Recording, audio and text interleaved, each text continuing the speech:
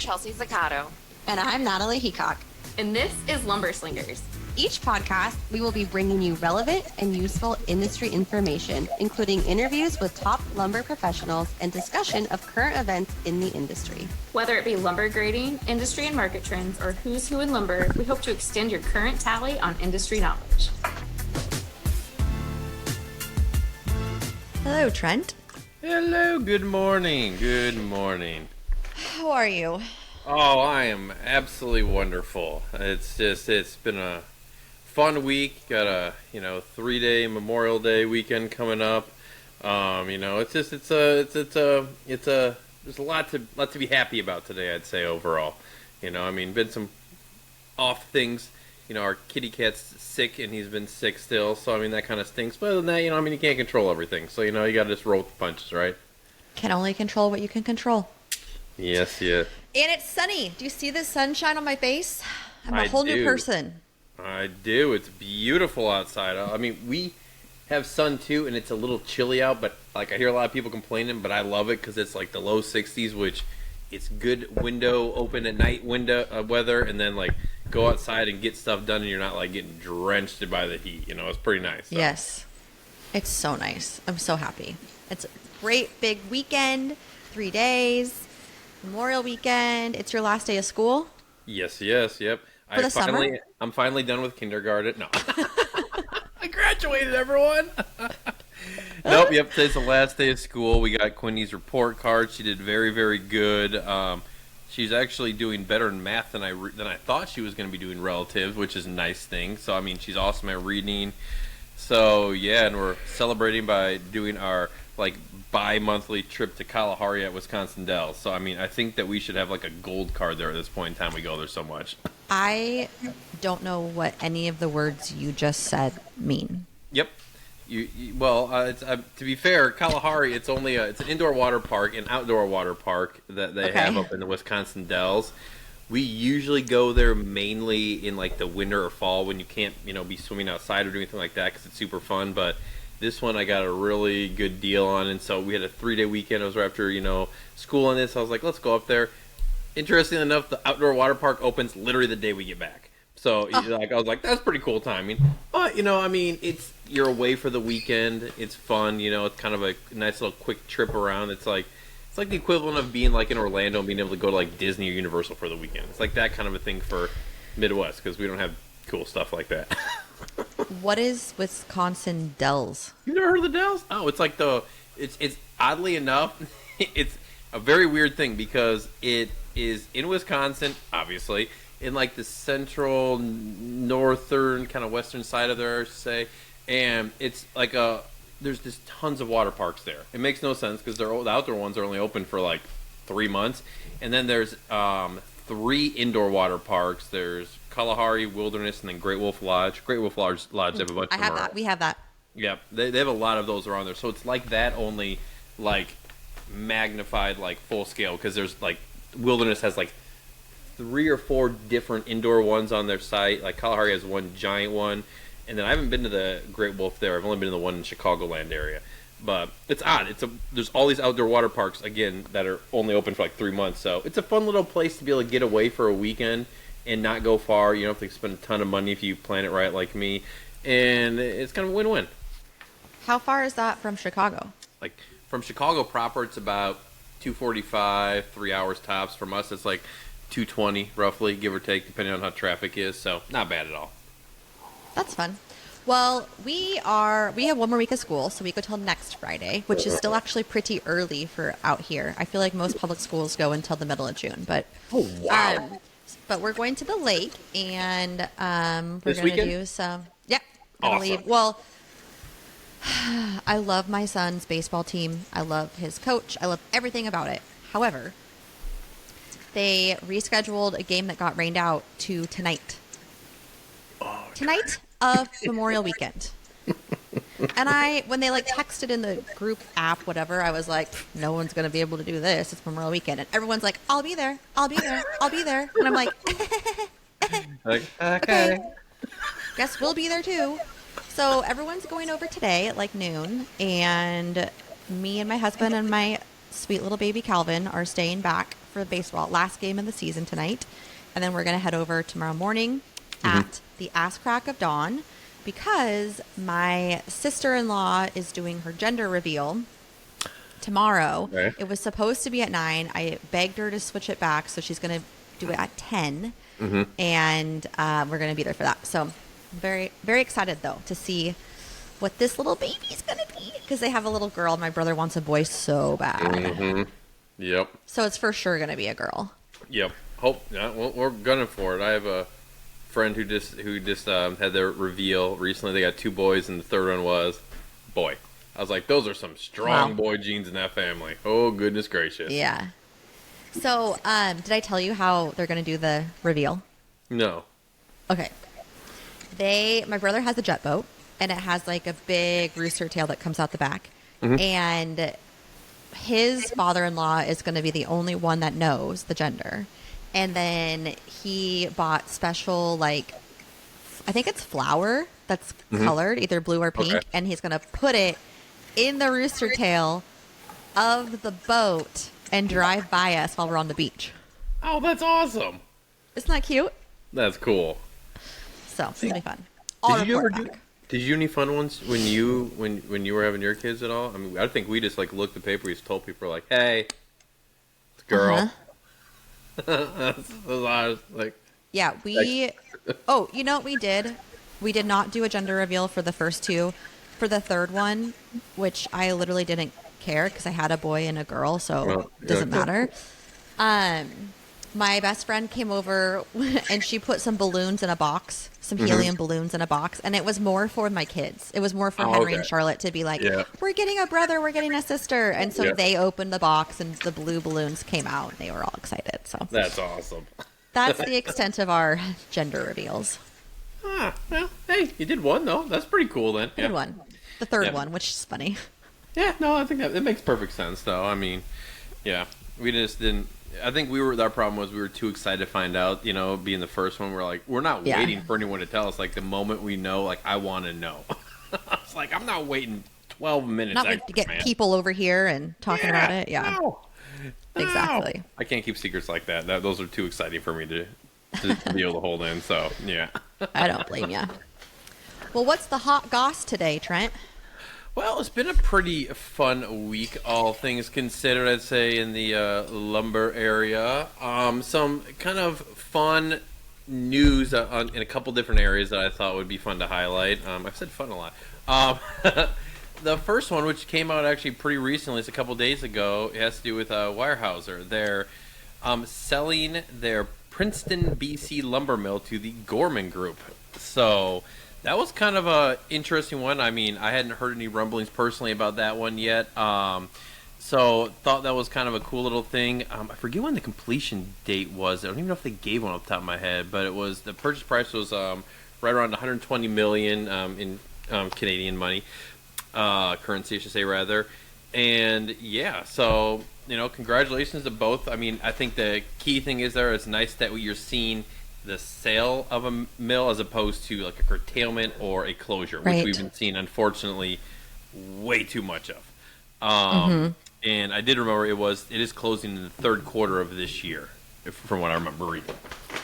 I don't know why I don't know much about the Gorman Group, but I cannot believe they have 900 employees.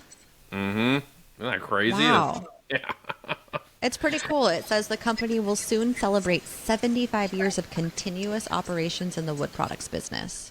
That's awesome. Well, I mean, it was saying kind of just to give to your point, they have 2 sawmills, a reman plant, plywood plant, pole plant, and 1 remanufacturing plant division in northern Washington state. So, I mean, it's pretty extensive. I mean, they're not small, like you said, and they were founded in the 1951.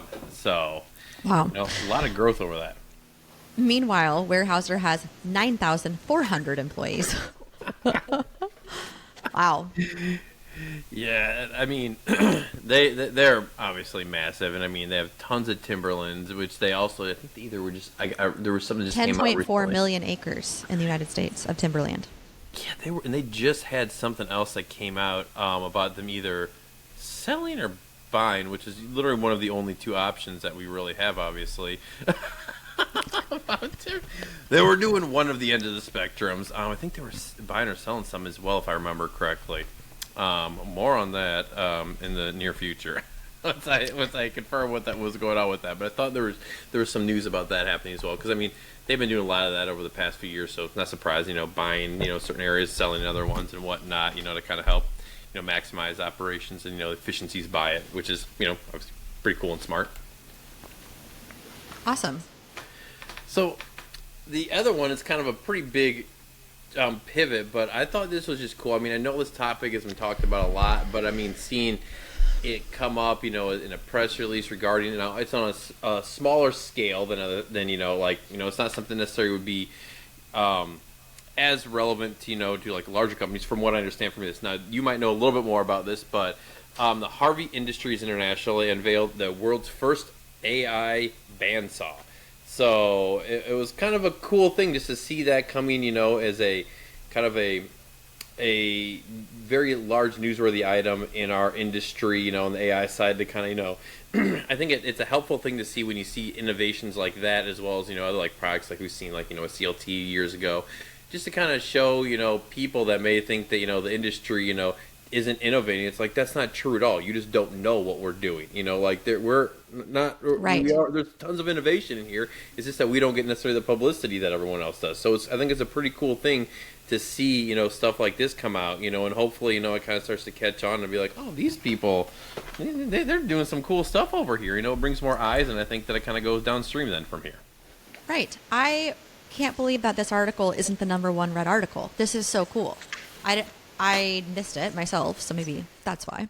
But how cool is that? I mean, like you said, it's like we don't know what's always happening in the background, and this is rad. And if this is clearly just the beginning, like if they can do this, what can they do eventually with a head rig or other things? Although I don't know how they could automate a head rig. Those guys that run that, or gals, it takes a lot of decisions are made very quickly.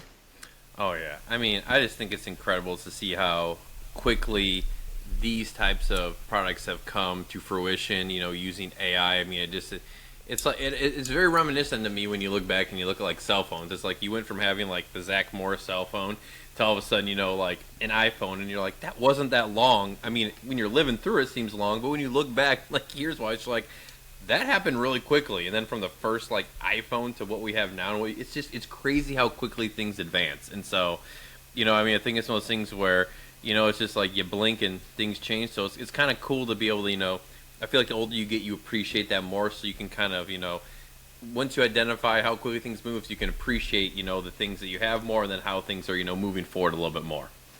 Right. Boasting first of its kind technology, the Alpha A15 bandsaw includes smart sensor system, real-time feedback on blade tension, drift speed, and table angle, 7-inch touchscreen interface, monitor, adjust, and optimize with a swipe, voice-activated LED work light, hands-free control means uninterrupted focus, and auto safety lockouts, prevents blade spin with doors open or unsafe conditions. Cool. That is cool. There is a picture too that's in the article, which I think is just a really sleek looking design across the board as well. I mean, that really caught my eye as well. So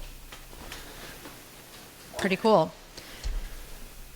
Well, then to kind of pivot again, because like I said, there's been a lot of cool stuff, so it's kind of hard to narrow it down this week. There was a promotion at Weeks Forest Products. John LeSure has been promoted to COO there. He had previously been the executive VP, where he had kind of focused on strategic planning, operational excellence, and organizational growth. So, I thought that was pretty cool to, to be able to highlight someone like such as himself, kind of being able to move up again within, weeks. So, yeah, congratulations. That's very cool. Chelsea's not here today because she's visiting family in Denver, but I know she was very excited about this when she saw this article. I was with her when she read it. She was like, oh, that's great news. So congratulations to John. We're rooting for you. Yeah. And then just kind of a quick little market update regarding kind of mortgages and things on how that's been going. As far as MBA with applications, they decreased by 5.1% from 1 week earlier. And on the same thing, the mortgages are, the 30-year fixed rate mortgage is averaging 6.86% as of the 22nd of this month. So, I mean, they've been pretty steady, all things considered. We haven't seen any kind of like massive changes, which is pretty typical now. I mean, now with that being said, a lot of times, we start to see a little bit more downward trajectory coming upwards, at least over the past year we did. So I'll be interested to see if anything like that happens, or if it's just going to be this kind of range, over the whole summer. Because, I mean, I think that it's interesting to me, like I've said earlier, just to see, how houses are still, they're still being sold, under these rates. And I think that it just kind of depends on when you come to the market. My brain is skewed now from what I lived through. But if you're a first-time buyer again, it's just like you don't know what you don't know. At least in how they can vary that greatly. So I mean, it's going to be interesting to see how this plays out, over the coming weeks and months, and just seeing, if the applications as well as the rates, if they kind of stay, in the kind of like a more tighter sequence than they have been. There's a little bit more dramatic swings, at least on the applications, when you saw a little bit of dips here and there. So, it's pretty crazy. Rates haven't significantly moved since October. Mm-hmm. And they were that's like, pretty aggressive dip there too. Because we were flirting with below 6% there, and since then it's been pretty. Like, I mean, I want to say, like, just off the top of my head, I mean, like, obviously there was, they increased a little bit, but it's been, they haven't really broken above 7 that much, but they've been within that range of like 6.5% to 7% pretty steadily, since basically the fall. So Yikes. Yep. And then to close it all out, the update from Madison's Lumber Price Index for the week ending May 16th. It was at 475. This is up 1% or $5 from the previous week. It is down 6% or $33 from a month ago. So, all things considered, pretty steady in that regards. Nothing, major changes. But I mean, like I said, we're getting into a time period where it'll be interesting to see, how that kind of, see if there's going to be major changes. I mean, it's been it's been pretty steady over the past few weeks if you've been kind of, looking and paying attention. So, yeah, not a lot of big changes. I guess that's good for planning purposes. Yeah. Well, I'd say no big changes down is better than any, kind of being more flat relative is better than a big change downward. Yes, exactly. Good. So, yeah. Well, this is a quick little news update. I love it. For your Friday before Memorial Day, get your quick news. Go enjoy your family and your brewskis if that's something that you do. And the outdoors. And the outdoors, the sunshine, America. And we'll see you guys next week. Awesome. Have a good one. See you, Trent.